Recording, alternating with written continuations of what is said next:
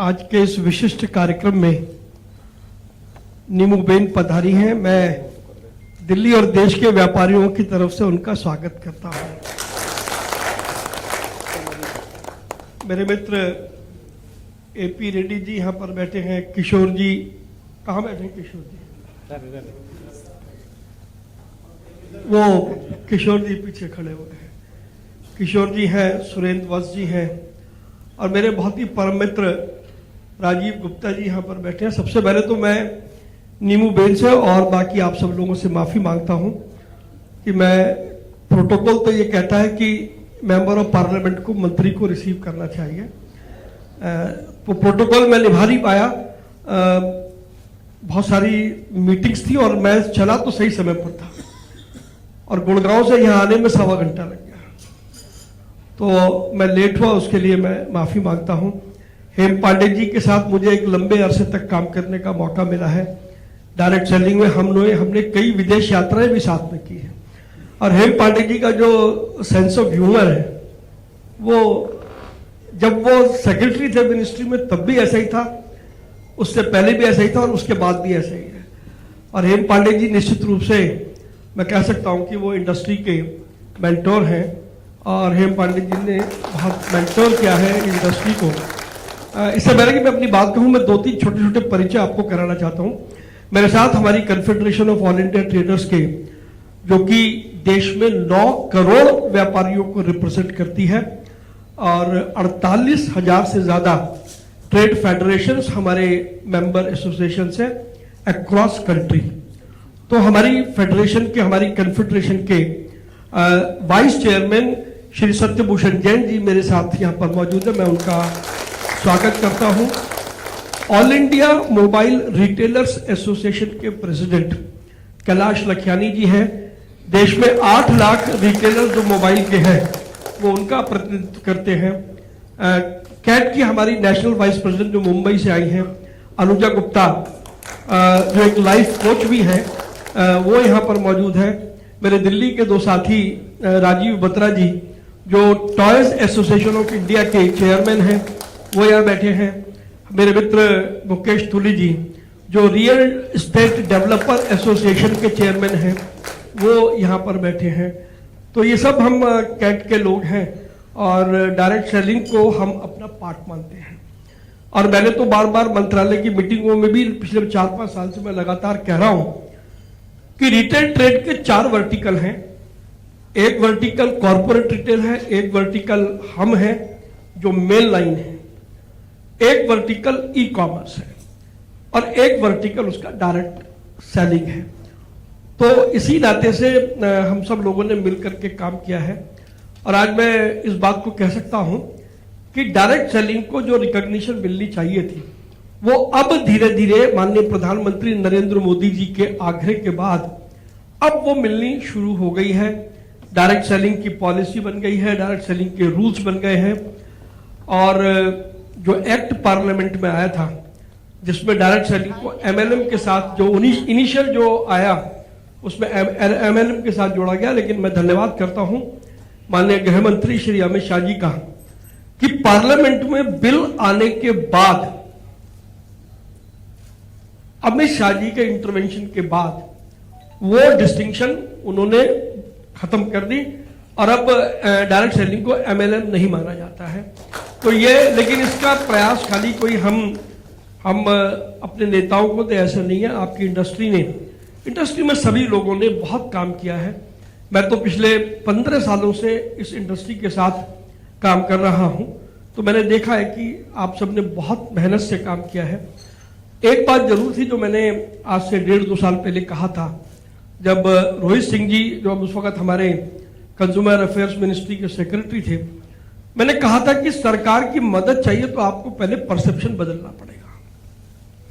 Direct selling के बारे में जो परसेप्शन था वो ये था कि ये पोंजी स्कीम का काम करते हैं, ये एमएलएम का काम करते हैं, जबकि आप सब लोगों का फॉर्मेट उससे बिल्कुल हट करके है। और मैं इस बात के लिए बधाई दूंगा कि जिस दिन ये चर्चा हुई उस दिन के बाद से आप सब लोगों ने मेहनत की है और मैं ये निश्चित रूप से कह सकता हूं, वैसे तो आदरणीय नीमूबेन यहाँ पर बैठी हैं सरकार में ये परसेप्शन चेंज हुआ। अगर ये परसेप्शन चेंज ना होता तो पार्लियामेंट में प्रस्तावित किए हुए बिल के अंदर फिर परिवर्तन अक्सर ऐसा होता नहीं है कि जो बिल पार्लियामेंट में आ जाए तो फिर उसमें चेंज नहीं होता, उसमें अमेंडमेंट नहीं होता। तो परसेप्शन सरकार का बिल्कुल चेंज हुआ। और मैं यहां तक समझता हूं, क्योंकि आदरणीय नींबूबेन यहां पर बैठी हैं, प्रधानमंत्री नरेंद्र मोदी जी के नेतृत्व में जो हमारा व्यापारी है, जो हमारा जो एंटरप्रेन्योर है, जो सेल्फ काम करना चाहता है, क्योंकि प्रधानमंत्री जी बार बार कहते हैं कि हमें जॉब सीकर नहीं बनना है, हमें जॉब क्रिएटर बनना है। तो आप सब लोग जो यहां पर बैठे हैं, आप सब लोग जॉब क्रिएटर हैं। इस नाते से आप सबकी भूमिका भारतीय अर्थव्यवस्था में एक बहुत बड़ी महत्वपूर्ण भूमिका है। कंसल्टेशन लगातार सरकार करती आई है और ये बड़ा चेंज, सुरेंद्र बस जी यहां बैठे हैं, राजीव गुप्ता जी यहां बैठे हैं, 2014 से पहले कंसल्टेशन नहीं होती थी, लेकिन 2014 से जब से नरेंद्र मोदी जी की सरकार आई है, कंसल्टेशन के दौर हुए हैं। और डायरेक्ट सेलिंग के बारे में मुझे मालूम है 10-10 बार आप सब लोगों से बातचीत सरकार ने उस वक्त की। मैं तब आपके साथ था, अब मैं आज भी आपके साथ हूं, बट तब मैं टेबल के उस तरफ था, अब मैं टेबल के उस तरफ भी हूं और टेबल के इस तरफ भी हूं। तो मैं कोई अपनी सरकार का बखान नहीं कर रहा, ये इतिहास है, ये रिकॉर्ड है, क्योंकि मैं लगातार पिछले 35 सालों से व्यापारियों की समस्या उठाता रहा हूं। मैंने देखा है कि 2014 से पहले कंसल्टेशन होती नहीं थी और मंत्री से समय मांगो तो समय नहीं मिलता था, लेकिन 2014 के बाद व्यापारियों के साथ लगातार कंसल्टेशन हुई है। एक एक विषय पर सरकार ने दिल खोल करके कंसल्टेशन की है, और अगर वो ना किया होता तो डायरेक्ट सेलिंग के रूल्स नहीं आते।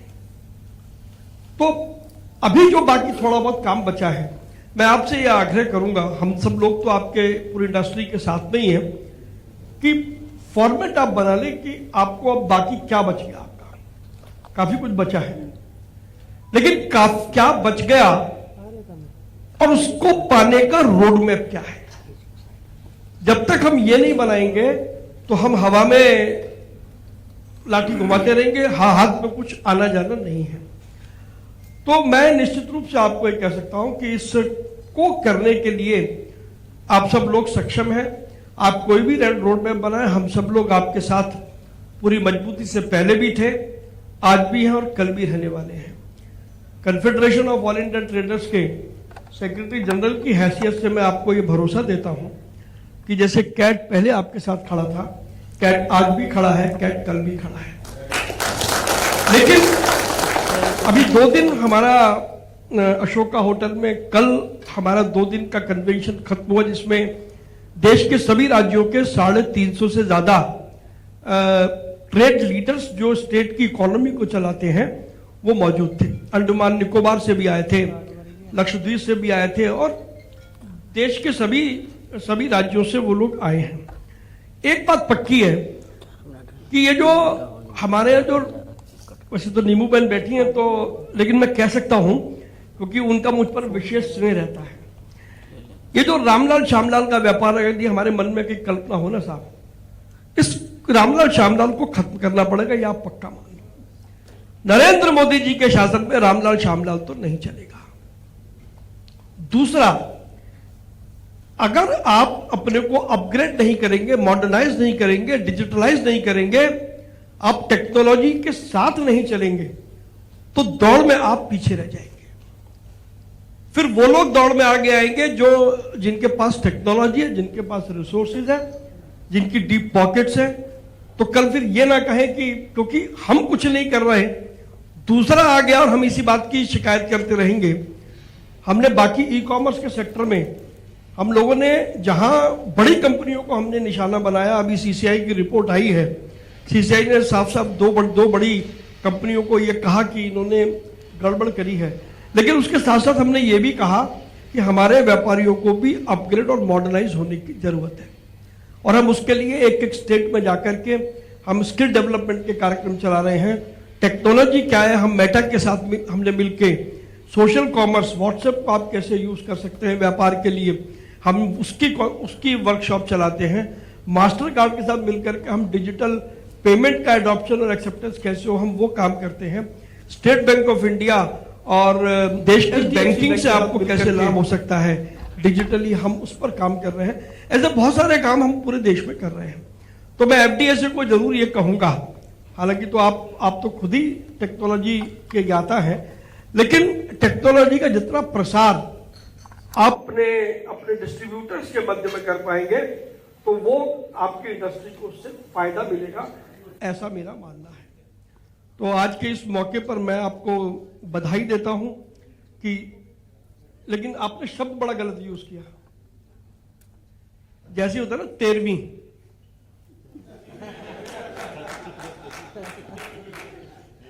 तो वो 13वीं सुन करके जरा मन को कष्ट होता है सुरेंद्र जी। हाँ, आप ये कह सकते हो। मतलब क्या है ना, वो जहां सुनते हैं 13वीं तो फिर वो थोड़ा सा तो दिमाग में जाता है।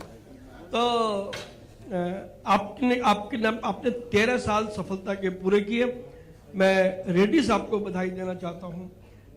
रेड्डी साहब हैदराबाद में रह करके और सब चीजों को कंट्रोल करते हैं, और सबसे अच्छी बात की हिंदी में बात कर सकते हैं। हमारी मुसीबत यह है कि हम अगर हैदराबाद की तो प्रॉब्लम नहीं है, लेकिन तमिलनाडु में जाए तो वहां तमिल हमको नहीं आती, अंग्रेजी उनको नहीं आती, तो हमें दुभाषा साथ रखना पड़ता है जब हम तमिलनाडु जाते हैं। लेकिन रेड्डी साहब का, किशोर जी का, वंश जी का और राजीव जी का तो खैर सारा मामला है ही, और खासतौर पर जो हमारे एडवाइजर हैं, विशेष तौर पर हेम पांडे जी का मैं आभार मानता हूं। आज यदि डायरेक्ट सेलिंग को जो दिशा मिली है, उसकी दशा सुधरी है, उसमें हेम पांडे जी का बहुत बड़ा योगदान है। जब हेम पांडे जी सेक्रेटरी थे, उस समय ये परिवर्तन का दौर शुरू हुआ था, मुझे अच्छी तरीके से याद है। हालांकि जब हम हेम पांडे जी को मिलने जाते तो ढंग से हमसे बात नहीं करते थे। वही सेक्रेटरी जो सरकार का होता है, लेकिन उसके बावजूद भी मित्रता हमारी वैसी रही। तो हेम पांडे जी का मैं विशेष रूप से, क्योंकि यहाँ हेम पांडे जी मौजूद हैं, तो इसलिए मैं उनका जरूर आभार मानूंगा कि हेम पांडे जी ने वो पहला, जिसे कहते हैं ना, फंडामेंटल स्टोन किस लिए रखा, तो हेम पांडे जी का। मेरे मित्र रमेश कैलासम थे यहाँ पर। कहाँ पर रमेश जी हैं? रमेश जी सबसे पीछे बैठे हैं। इस पूरे इस परसेप्शन को चेंज करने में हमारे रमेश कैलासम जी की भी बहुत बड़ी भूमिका है। तो सब लोग जिन्होंने इसके लिए काम किया, मैं उन सबको बहुत बहुत धन्यवाद देता हूं, बधाई देता हूं, और मैं उम्मीद करता हूं कि जो आपके बाकी के 25 साल पूरे होने में जो 12 वर्ष हैं, वो काम आप 6 साल में कर लो, तो हम 6 साल बाद ही आपकी 25वीं मनाएंगे। और आपने जो इतने, मुझे मालूम है बहुत तकलीफें झेलनी पड़ी हैं, तो मैं 4 पंक्तियां आपको, आपकी उस शिद्दत को मैं समर्पित करता हूं कि हमने डाले बीज प्यार के, हमने डाले बीज प्यार के, उसने कांटे बोए, उन कांटों से लिपट लिपट हम रात रात भर रोए, जीवन भर के दर्दों का जवाब हो गए। यानी कि जो आपने पूरे 13 साल में जो यात्राएं सही हैं, मुझे उसका अनुभव है कि जीवन भर के दर्दों का जवाब हो गए, और कांटे सहते सहते हम गुलाब हो गए, कांटे सहते सहते हम गुलाब हो गए। मैं एक बार फिर आप सभी को बधाई देता हूं, और बहुत विनम्रता से एक बार मैं फिर हमारी नेता, हमारी आदरणीय भारत सरकार में मंत्री नीमू बेन से क्षमा मांगता हूं कि मेरे को बहुत बुरा लग रहा है कि आप मुझसे पहले गए और आप मेरी वेट कर रही हैं, लेकिन आपकी इस उदारता है, उससे पता लगता है कि मोदी जी के मंत्रिमंडल में अगर मंत्री भी बन जाओ तो आदमी जमीन नहीं छोड़ता है। ये बात नीमू बेन ने इसको साबित किया है। तो मैं आपको बहुत प्रणाम करता हूं और आप सभी का बहुत बहुत धन्यवाद करता हूं। जय हिंद।